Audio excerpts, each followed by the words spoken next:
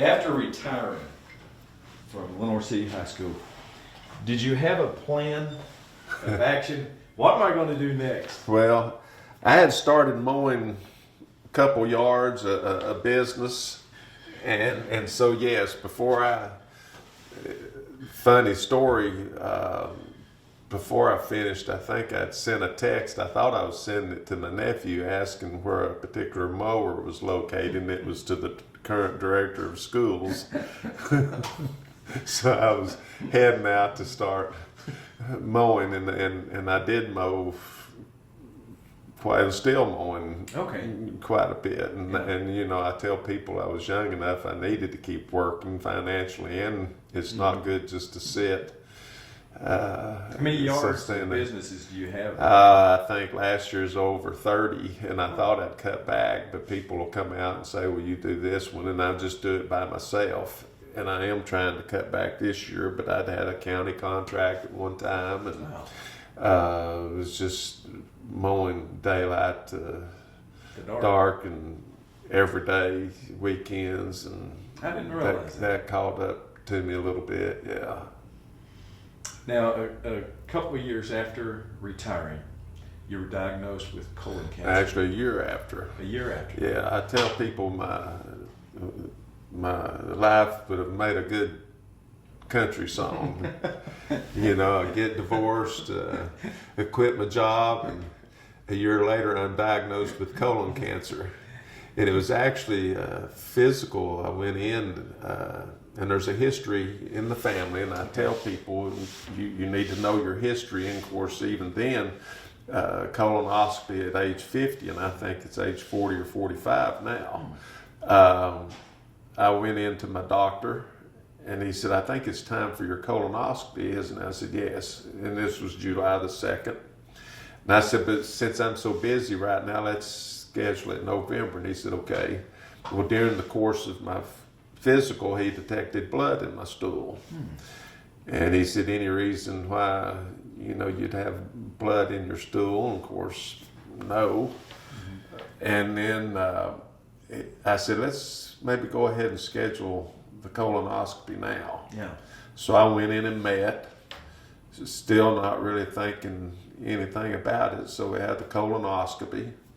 And then I have, maybe if I'd gone a few months earlier, it wouldn't have gotten to this extent.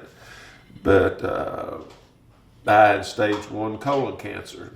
And so I would tell people I was blessed. I initially said I was lucky that it was detected early, and somebody said, no, you were blessed. So it had not spread, but they still took out 8 to 10 inches of my colon. It's not something that would have been readily detectable personally until it had progressed quite a bit. So by having a regular physical, by having the colonoscopy, it was a better outcome than had I not. So that was a year later. That was a year after I had retired. And then I guess if you want me to lead on up to the next part of this, I was mowing, working. My assistant principal, Janet McGee, they'd all been trying to get me to slow down. I was working so much. And she said, let's go see A Walk in the Woods. And it's a movie on Bill Bryson's A Walk in the Woods, is hiking the Appalachian Trail. So we went to the movie, and she said, why don't you do this? At one time at Lenore City High School, with the 9th grade, for lack of a better word, academy, we would write down a bucket list. And one of the 3 things on my bucket list was to hike the Appalachian Trail. She said, why don't you hike the Appalachian Trail? And I thought, I can't do that. I can't take off. I mean, well, not so much the miles, but the time. I thought, I can't take off the time to do that. And then I thought, well, why not? When I was principal in North Middle School, I had gone to Barnes & Noble. There was a young man speaking, and he had written a book, A Walk for Sunshine. And then I had him come to the school, and he did a presentation for the students. Okay. And so I thought, well, why can't I? So I started planning. This was probably in September.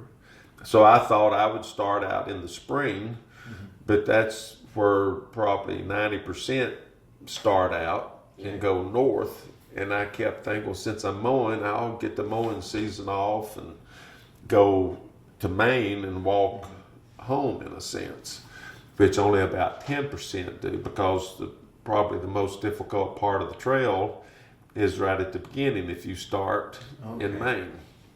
So there's even warnings about starting in Maine, that you really need to be in good physical condition, and you enter the 100-mile wilderness on practically the second day.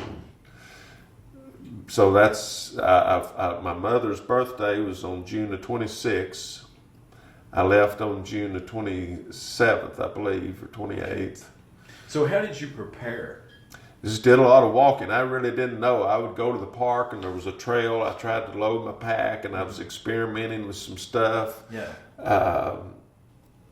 I would mow a lot using the walk behind. I was walking at home. I would do maybe 5 miles and carry my pack, but being limited with the amount of time, one of the things I'd researched is if you have an hour, walk that hour, but try to increase your distance each time. And then there was a hill in front of the house that I would hike. I would go up just really pushing myself. So really when I started, I was in pretty good shape. So the reason you did this was? Well, I wanted to see if I could do it, for one. You know, it's not just a physical challenge, but it's a mental challenge. Okay. And I thought if I take this time to do this, there needs to be a reason. Yeah. The guy that came to speak at North Middle School was raising money for a sunshine home, which his brother was in. So I had always thought if I did this, I would probably walk and raise awareness for Alzheimer's or something. My grandparents and some of my aunts and uncles that had Alzheimer's. And then when I got colon cancer, I thought, well, this is an opportunity for me to maybe raise awareness for colon cancer. The surgery center did a story, and I guess having been in education for 30 plus years in the county, you know a lot of people. I was not on Facebook. I'd sworn I would never be on Facebook, especially while I was teaching. So I got on Facebook, and then the story came out, and then people just started sending all these friend requests. And Janet had with the Lady Vols at this time, they were doing a lot to promote breast cancer awareness. So I thought, I'm going to hike in memory and in honor of people who have had cancer. And I came up with a logo. A student actually did the lavender ribbon and the blue star, which was for colon cancer, and the lavender ribbon was for all cancer. So I thought, I'm going to hike in honor and memory. And we'd had a student at Lenore City High School that had probably had 50 treatments or something. And so I had him and Coach Watson and Randy, who's dealing with prostate cancer. So I had 4 or 5 people I was going to start with. Richard, who lives in Montana, thought, you're going to have a difficult time keeping people's attention for this long of a period of time.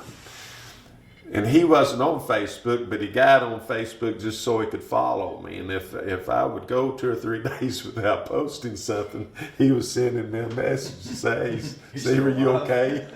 Because I was on trail, I think, 160 days, 156.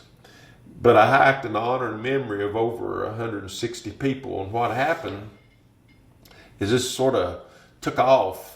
People would read these stories, and then somebody would say, hey, would you hike for so-and-so? So I had a list. And of course, I was in the woods. So then when I would get to town, I would take a lot of times, and not being a very good rider, I was trying to take all of this information and put it into a story with pictures. It took a lot of time, and I got behind. So I started putting 2 people on a day. So when I'd get in town, I might set up 10 people that I was going to hike in honor of memory, and then get to the next town. And that was how I was spending a lot of my time. But it really, when I hiked the Appalachian Trail, I thought this is going to be something I could say I did. As a basketball coach, as a teacher, as a principal, I'd been blessed to receive some recognition. I always was quick to say, well, yeah, I received this recognition, but it was because of these players, my staff. I was blessed to always have good people around me. And I thought, well, when I hike the Appalachian Trail, I'll be able to say I did this. Yeah. But what I learned is I couldn't say that, because hiking in honor and memory of others and reading the comments sort of served as the wind beneath my wings. You know, it kept me going. And I knew, and take Randy for an instance, he would have been there too if he had physically been able to. And I said, we'd have probably set some kind of land record, because we would have been trying to beat each other. Yeah. And I thought, I can't quit. If I quit, the people I'm walking for, they can't quit. If I quit, I just return home and start mowing again. If they quit, the outcome is entirely different. So that really kept me going. And there were people connecting because of their stories too. And it was just, I learned a lot. One of the things I thought about is, where is he eating? Where does he take a shower? Do you wash your clothes? Well, give me some of the answers. Well, you take a shower about every 5 days. I mean, it's a great kid's life. You can eat what you want. You play, you stay outside. You don't take a bath. And I guess it was in Massachusetts, maybe somewhere in New York, but there was Jane Iredale. A guy told me eating breakfast, he said, if you're interested in some of the things here in town, there's a internationally known perfume lady has moved her practice facility from New York City to here, and they've bought a school and they've updated it. So I'm walking around, I see this lady walking across the road carrying her little dog, and of course I've got my backpack on, and it being a school, I'm just snooping around, and I suspected this might be the lady this Jane Iredale. And sure enough, I said, is this your operation? She said, yes. And so she invited me in, and I told her what I was doing. She said, would you like to come in, and we have facilities, you can take a shower? And I said, no, I took a shower a couple of days ago, I'm good. But she had one of her assistants take me around and show me all that they were doing. I took a picture with her there. And so I had a change of clothes. I had what I wore, and at that time, a pair of shorts, 3 pair of socks, a shirt, and then I had a change for when I got into town that I could put on another pair of shorts and a shirt, that I could wash my clothes and maybe have a rain jacket, and so you had it mapped out. You have a book, and I would plan my stops, and you couldn't think about 2,000 miles in its entirety. Yeah. So you had to think about, how do you eat an elephant, one bite at a time. So I started planning 3 to 5 days to get me to the next stop. Mm-hmm. And then based on how far it was to the next stop, and maybe if there were any places you could stop along the way to eat, you would. So I started out with Pop-Tarts, but they would crumble. I actually started out with oatmeal, but when I got up, I didn't want to fool with making oatmeal. I did cold soak some, but then Pop-Tarts would crumble. And then we were in a gas station one time, and I heard this girl say, oh, they've got the good honey buns. There's 560 calories. And I thought, honey buns. So I started eating a big honey bun, and you could compress them. They were good cold or hot. Then I would put like a Cliff Bar or a Snickers bar, a trail mix, about 3 or 4 snacks in my pockets. And were you doing this by yourself? Yeah, and then no one was with you. No, and then I ended up hiking with someone else, but because of your speed, you're usually not walking Sure. this, and someone going southbound, a bubble they call it, a group might be 10 people when you get in town. Okay. Northbounders, there might be 30 or 40. I mean, just the numbers are huge. Yeah. So then I'd have a jar of peanut butter. Almost every hiker would have a jar of peanut butter and a tuna pack. I'd get some protein. Your diet, you'd want about 50% carbs, 30% fat, 20% protein, or vice versa. And then at night, I'd fix a ramen noodle and a Nor's rice side dish. I'd boil water and add that, and then I would lay there a lot of times wondering if there was anything else I had I could eat. Maybe just under a sleeping bag. Yeah, well, in the shelter or tent, and then. So you did bring a tent? Yes. Okay. Yeah, a little 2-person tent, a little over 2 pounds that you could set up and keep a lot of your stuff inside. And when you look back at the walk now, what did you take from it? well, I wondered when I was doing it, why would somebody do this multiple times? And then on the AT, you don't have a lot of great views. They call it the green tunnel. And I thought, this just really isn't doing it for me, because maybe it's because I grew up on a farm and I've been outside. But anytime I would get into town, I enjoyed the small towns. I enjoyed the people I would interact with, whether they were, I would be in a restaurant and maybe leave and somebody say, your meal's been taken care of. The trail magic, the people who were doing things to help hikers succeed. I had a couple who picked me up. I was having trouble with my feet. I was going to get new shoes. They took me, they had a Prius, a little Toyota Prius. There were already 4 of them. Well, they made room for me in this Prius. And the lady's maybe 80 years old. Her and her husband had hiked the trail, and they recognized that I was probably hiking. They wanted to know why I was there in that town. And they took me to a shoe store. They found me a place to stay, and if this hostel hadn't been available to stay, they were going to take me to their home. They wanted to know how I was going to get 20 miles back to the trail. So they came and picked me up the next morning, took me to Walmart to resupply, to McDonald's for breakfast, then back to the trail. I was in the White Mountains. I walk about a mile, and you see the smoke and these tents like at a tailgate. And this family had food there for their daughter who was going northbound. And it brought tears to my eyes. I mean, here's these total strangers helping me. I said, it's almost like it restores your faith in humanity. Sure. And I can just tell you story after story after story of that. And that's why I said I would never have been able to say I did this on my own. Yeah. There are too many people back home praying. There's just too many things happening to make this possible. And so I guess looking back, it's just those moments, the people. And I asked a guy later who helped me, who had hiked the trail multiple times, in the Continental Divide and the Pacific Crest Trail. He was actually the trail chaplain. The Hosting Conference, they sponsor a trail chaplain. And I said, why have you done this multiple times? And he said, it's the people.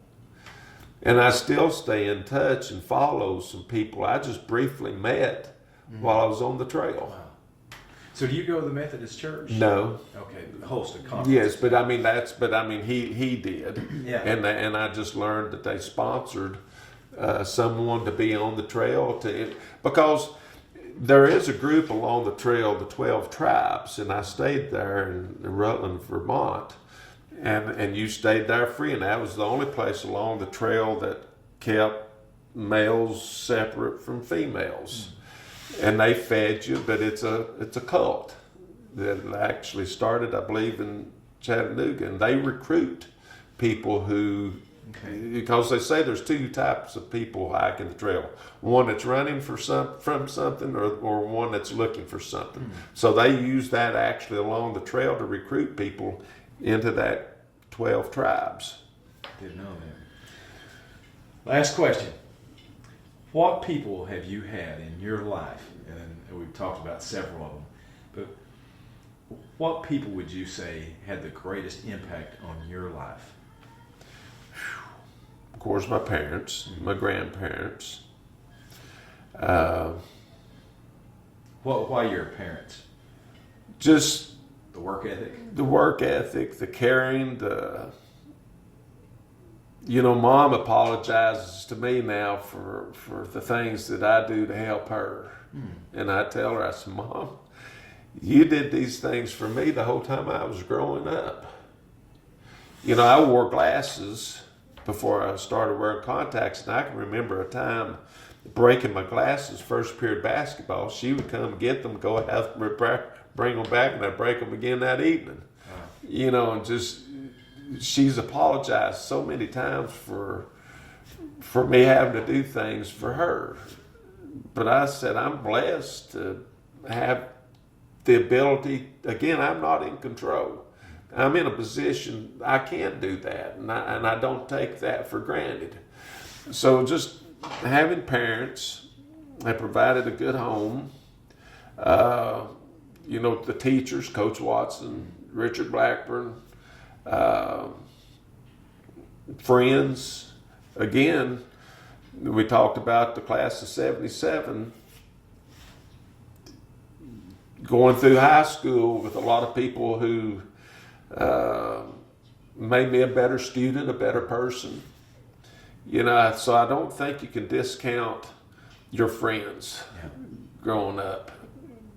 That can go either way. Mm-hmm. So I was blessed. It was a little difficult coming from Philadelphia to Loudon. Sports, I think, helped to mesh those two worlds. And back then, there was a greater difference. Now, I tell our kids we live in a global situation, whereas back then the world was bigger. So to come from Philadelphia to Loudon, there was a lot of differences. And so I think sports helped to mesh that. So coaches, the teachers, we were fortunate, and you were going through too. We had a lot of good people guiding us. Oh yeah, definitely. Gary Dutton, I credit him a lot of times. I think I have a lot of respect for him as an educator, and he helped guide me a lot. Donnie Jenkins was another friend of mine who, if I needed somebody to tell me the truth about something, if it was an issue I was dealing with at school, some people will tell you what you want to hear. I tell people it's important to have someone in your life that will tell you what you need to hear instead of what you want to hear. And there were 2 or 3 times I would call him and ask him, Donnie, do you think I'm crazy for doing this? And if he did, Janet's another one, would have said, I think you're crazy. I think you need to think about this. Yeah. And it would usually be a difficult situation. No. Well, then that just gave me a little peace of mind to know what I was doing was right. Yeah. Now, you're still a young man, but I want to ask you this. I usually end with this one. How do you want to be remembered? Well, Janet and I talked about this in her office one day when I was turning 50 and we were having a difficult time. I don't have children. That's something I've probably missed out on for whatever reason, whether it was the timing or just wasn't meant to be. Not children of my own, in a sense. And I'll go back to the Appalachian Trail. And I've used this example. I hiked in honor and memory of a lot of people. We talked about relationships earlier. I had a student come up at the Loudon basketball game one time and say, I always liked you as a teacher. And I was just like, well, because I knew I could have been a better teacher. I told you earlier I would have probably fired myself. I said, why? He said, you were nice.